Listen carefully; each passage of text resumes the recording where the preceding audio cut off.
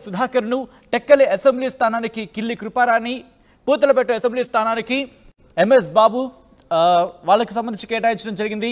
First list లో 114 assembly స్థానాలతో పాటు 5 parliament స్థానాలకు అభ్యర్థుల్ని ప్రకటించింది కాంగ్రెస్. ఇప్పుడు సెకండ్ లిస్ట్ లో 6 లోక్సభ స్థానాలకు అలాగే 12 అసెంబ్లీ స్థానాలకు ఇక్కడ కేటాయించిన పరిస్థితి. ముఖ్యంగా ఈ లిస్టుకి సంబంధించి అప్డేట్స్ తీసుకునే ప్రయత్నం చేద్దాం. మా ప్రతినిధి రామకృష్ణ అప్డేట్స్ అందించేందుకు ఢిల్లీ నుంచి లైవ్లో జాయిన్ అవుతున్నారు. రామకృష్ణ, ముఖ్యంగా లిస్ట్ రిలీజ్ చేసింది. లోక్సభకు సంబంధించి 6 అలాగే అసెంబ్లీకి సంబంధించి 12 స్థానాలను కేటాయించిన పరిస్థితి. ముఖ్యంగా ఎందుకు మిగతా లిస్టుకి సంబంధించి చెప్పడానికి వచ్చే అవకాశం ఉంది? ఈ లిస్టులో ఎటువంటి అంశాలను ప్రాతిపదికన తీసుకుని లిస్ట్ని ఫైనల్ చేసింది సెకండ్ లిస్ట్ని?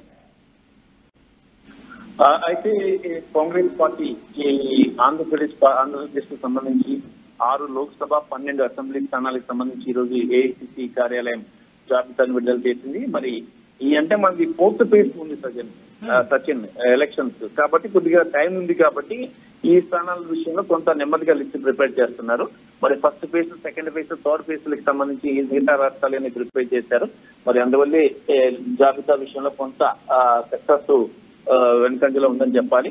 మరైతే ఈసారి ఈ జాబితాలో చూసుకున్నట్టుగా అయితే ఇక మాజీ కేంద్ర మంత్రి చింతామోహన్ కు తిరుపతి స్థానాన్ని ఇచ్చారు. యాక్చువల్ గా ఈ స్థానం నుంచి ఆయన కుమారుడు పోటీ చేస్తారు అని చెప్పేసి అనుకున్నప్పటికీ కూడా తర్జన భర్జన మధ్య ఫైనల్ గా చింతామోహన్ ని ఫైనల్ చేయడం జరిగింది. ఇక నెల్లూరు నుంచి చూసినట్టుగైతే ఇప్పటిదాకా ప్రత్యక్ష రాజకీయాల్లోకి లేనటువంటి కొప్పుల రాజు సిడబ్ల్యూసీ సభ్యుడు, కాంగ్రెస్ గాంధీ ఫ్యామిలీకి అత్యంత విధేయుడైన ఈయన నెల్లూరు నుంచి బరిలోకి దింపడం జరిగింది. మరి ఆయన గతంలో కూడా చెప్పారు నెల్లూరు నుంచి కంటెస్ట్ చేస్తాను అని చెప్పేసి. మొదట రాజ్యసభకు పంపిద్దామనుకున్నారు, కాకుండా నెల్లూరు నుంచి కొప్పుల రాజుకి అవకాశం ఇచ్చారు. ఇక నర్సరావుపేట నుంచి గన్నేపూడి అలెగ్జాండర్ సుధాకర్, అలాగే ఏలూరు నుంచి శ్రీమతి లావణ్య కుమారి కావూరి కావూరి ఫ్యామిలీ నుంచి ఒకరికి టికెట్ ఇవ్వడం జరిగింది. అనకాపల్లి నుంచి వేగి వెంకటేష్ షర్మిలకి అత్యంత ఆప్తుడు, ఆయనకి వేగి వెంకటేష్ ఇవ్వడం జరిగింది. విశాఖపట్నం నుంచి పులుసు సత్యనారాయణ రెడ్డికి ఇవ్వడం జరిగింది. ఇక చూసుకున్నట్టుగైతే అసెంబ్లీ స్థానాల విషయంలో చూసుకుంటే ఇక టెక్కలి విషయంలో మాజీ కేంద్ర మంత్రి కిల్లి కృపారాణికి టెక్కలి అసెంబ్లీ నియోజకవర్గాన్ని ఇచ్చారు. ఈమె గతంలో శ్రీకాకుళం పార్లమెంట్ నుంచి కంటెస్ట్ చేశారు, ఎంపీగా గెలుపొందారు. ఆ టైంలో ఆమెకి కేంద్ర మంత్రి పదవి కూడా కాంగ్రెస్ పార్టీ ఇవ్వడం జరిగింది. ఆ తర్వాత కాంగ్రెస్ తో విభేదాలు వచ్చిన నేపథ్యంలో ఆమె కాంగ్రెస్ పార్టీని వదిలేసి వైసీపీలో జాయిన్ అయ్యారు. వైసీపీలో చివరి నిమిషం వరకు చూశారు సీటు వస్తుందని ఎంపీ స్థానానికి. ఎంపీ స్థానం రాలేదు, ఎమ్మెల్యే స్థానానికి ఇవ్వలేదు. జగన్ తనకి ఈ చెల్లెమ్మ అంటూనే ఆయన తనకి చేయించారు. ఇక ఈ నేపథ్యంలో ఇక ఆ పార్టీకి గురించి చెప్పేసి ఆమె కాంగ్రెస్ పార్టీలో జాయిన్ అయ్యారు. కాంగ్రెస్ పార్టీ జాయిన్ ఎక్కడి నుంచి ఎమ్మెల్యే పెద్దగా కంటెస్ట్ చేయబోతున్నారు. ఇక ఈ మొత్తం టోటల్ గా చూసుకుంటే ఈ లిస్ట్ మొత్తం 6 లోక్సభ స్థానాలు, ఇప్పుడు గతంలో 5, మొత్తం టోటల్ 11 స్థానాలని ఇప్పటిదాకా ఎంపీ స్థానాలను ప్రకటించింది. ఇంకా 14 స్థానాలకు అభ్యర్థులను ఖరారు చేయాల్సి ఉంది. వాటిలో కొన్ని స్థానాలు లెఫ్ట్ పార్టీలు కూడా ఇవ్వాల్సి ఉంటుంది. ఇవ్వగా మిగతా స్థానాలు మరో వారం రోజుల్లో ఏఐసిసి ప్రకటిస్తుందని సమాచారం వచ్చింది. రైట్ రామకృష్ణ, ఒక్కసారి మీ లైన్లో ఉండి మన ప్రతినిధి రాజేష్ దగ్గరికి వెళ్లే ప్రయత్నం చేద్దాం. రాజేష్, ముఖ్యంగా 6 లోక్సభ స్థానాలకి అలాగే 12 అసెంబ్లీ స్థానాలకు సంబంధించి అభ్యర్థిని ప్రకటించింది కాంగ్రెస్ అధిష్టానం. ఇక్కడ చూసుకుంటే కనుక టెక్కలకి సంబంధించి కిల్లి కృపారానికి అలాగే పూతలపట్టు నుంచి వైసీపీ నుంచి వచ్చిన ఎంఎస్ బాబుకి టికెట్ కేటాయించిన పరిస్థితి ఎలా చూడొచ్చు ముఖ్యంగా ఈ అంశానికి సంబంధించి? ఖచ్చితంగా మన వైసీపీ టీడీపీ కాంగ్రెస్ ఇచ్చినటువంటి మొదటి లిస్ట్ లో కూడా వైసీపీ నుంచి వచ్చినటువంటి 2 ఎమ్మెల్యేలకి సీట్ ఇచ్చారు. చింతలపూడి ఎలిజాకి, అదేవిధంగా నందికొట్కూరు ఎమ్మెల్యే ఆర్దర్ కి, ఇద్దరికి టికెట్లు అక్కడ లోకల్ కాంగ్రెస్ పార్టీ ఇచ్చింది. ఇప్పుడు తాజాగా ఎంఎస్ బాబుతో పాటు కిల్లి కృపారాణి, మాజీ కేంద్ర మంత్రి కిల్లి కృపారానికి సీట్ ఇవ్వడం జరిగింది. ఎందుకంటే కిల్లి కృపారాణి ఇప్పటివరకు ఎంపీగా పనిచేశారు, గతంలో ఎంపీగా పనిచేశారు, కేంద్ర మంత్రిగా పనిచేసిన ఆమె ఇప్పుడు అసెంబ్లీ టెక్కలి నియోజకవర్గానికి సంబంధించినటువంటి అచ్చెన్నాయుడు నియోజకవర్గం, ఆ నియోజకవర్గానికి సంబంధించి అభ్యర్థిగా ప్రకటించారు. రెండోది పూతలపట్టు 4-5 రోజుల ముందు ఆయన కాంగ్రెస్ పార్టీ తీర్థం పుచ్చుకున్నారు. ఇప్పుడు ఆయన్ని పూతలపట్టు ఎమ్మెల్యే అభ్యర్థిగా కాంగ్రెస్ పార్టీ అధిష్టానం ప్రకటించింది. ఇంకా 6 అసెంబ్లీ పార్లమెంట్ స్థానాలకు సంబంధించి ఇస్తే కనుక విశాఖపట్నం పులుసు సత్యనారాయణ రెడ్డి వీళ్ళంతా కూడా అంటే కాంగ్రెస్ పార్టీలో గతంలో పనిచేసిన వాళ్ళకి ఎప్పుడు సీట్లు ఇవ్వడం అయితే జరిగింది. అంటే ఇక్కడ కొత్తగా తిరుపతి ఎస్సీ కాన్స్టిట్యూషన్ చూస్తే కనుక చింతా మోహన్ కొంత అగ్రెసివ్ గా వెళ్తూ ఉంటారు. స్పీచ్లకు సంబంధించి కానీ లేకపోతే ఆయన మాటలని కూడా అగ్రెసివ్ ఉంటే రాజధాని విషయంలో తిరుపతిని రాజధాని చేయాలని అనేక సందర్భాల్లో మాట్లాడిన చింతా మోహన్ కి ఇప్పుడు తిరుపతి టికెట్ ఇచ్చారు. ఇప్పుడు చింతా మోహన్ కూడా కొంత బలమైన నేతకున్న నేపథ్యంలో అక్కడ త్రిముఖ పోటీ ఏర్పడే అవకాశం కనబడుతుంది. వైసీపీకి సంబంధించినటువంటి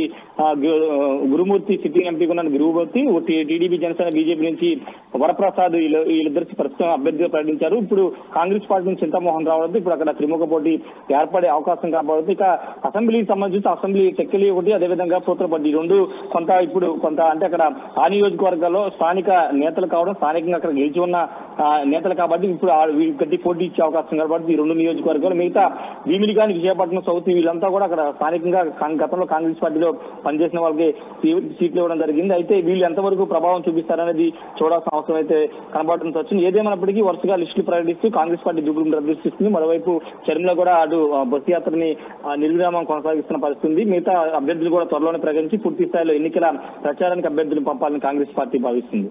రైట్, అంటే మొత్తంగా ఇప్పుడు 126 అసెంబ్లీ స్థానాలకు సంబంధించి అభ్యర్థిని ప్రకటించింది.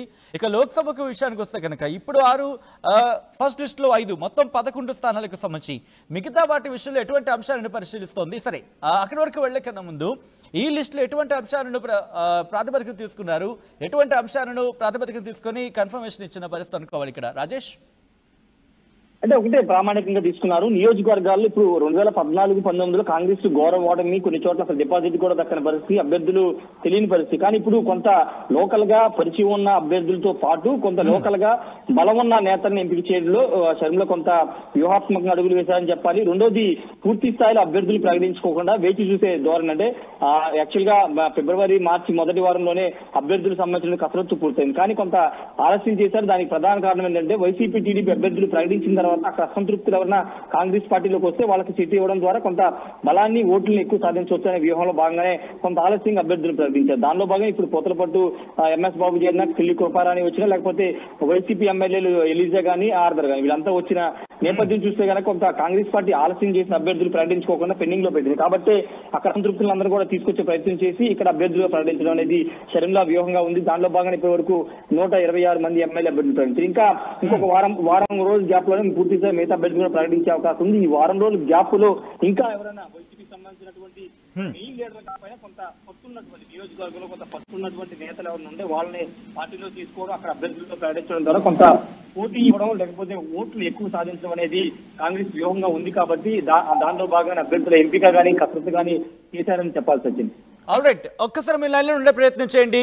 రామకృష్ణ దగ్గరికి వెళ్లే ప్రయత్నం చేద్దాం. రామకృష్ణ, ముఖ్యంగా లోక్సభ స్థానాలకు సంబంధించి ఇప్పుడు ప్రకటించిన 6 స్థానాలు కూడా ఇండివిజువల్గా మాట్లాడుకునే ప్రయత్నం చేస్తా కనుక దాదాపుగా రైట్ మళ్ళీ రామకృష్ణ దగ్గరికి కనెక్ట్ అయ్యే ప్రయత్నం చేద్దాం. ముఖ్యంగా వేగి వెంకటేష్ చూసుకుంటే కనుక ప్రెసిడెంట్ ఎలక్షన్స్ కి సంబంధించి కాంగ్రెస్ వార్ రూమ్ చైర్మన్ గా ఉన్నారు. ఆంధ్రప్రదేశ్ కి కాంగ్రెస్ కి సంబంధించి at the same time Koppula Raju senior IAS గా ఆయనకి పేరుంది. అలాగే చింతామోహన్ మాజీ కేంద్ర మంత్రిగా ఆయనకి పేరుంది. సో ఇటువంటి నేపథ్యంలో లోక్సభ స్థానాలకు సంబంధించి గట్టి పోటీనిచ్చే సందర్భంలో అంటే గట్టి పోటీ ఇవ్వాలని చెప్పి అభ్యర్థిని దించిన పరిస్థితి. అట్ ద సేమ్ టైం ఇటు అసెంబ్లీకి సంబంధించి కూడా ప్రకటించిన 12 పేర్లలో కూడా 12 పేర్లలో దాదాపుగా అన్ని స్థానాల్లో కూడా గట్టి పోటీ ఇచ్చే అవకాశం ఉందని భావించిన అభ్యర్థులని ఖరారు చేస్తున్నట్టుగానే భావిస్తోంది. అటువంటి అంశాలని తీసుకొని ప్రామాణికంగా తీసుకొని అక్కడ గెలుపుకి సంబంధించి వినబిలిటీని ప్రామాణికంగా తీసుకొని అక్కడ బరిలోకి దించినట్టుగా తెలుస్తోంది. ఇది ఏపీ కాంగ్రెస్ కి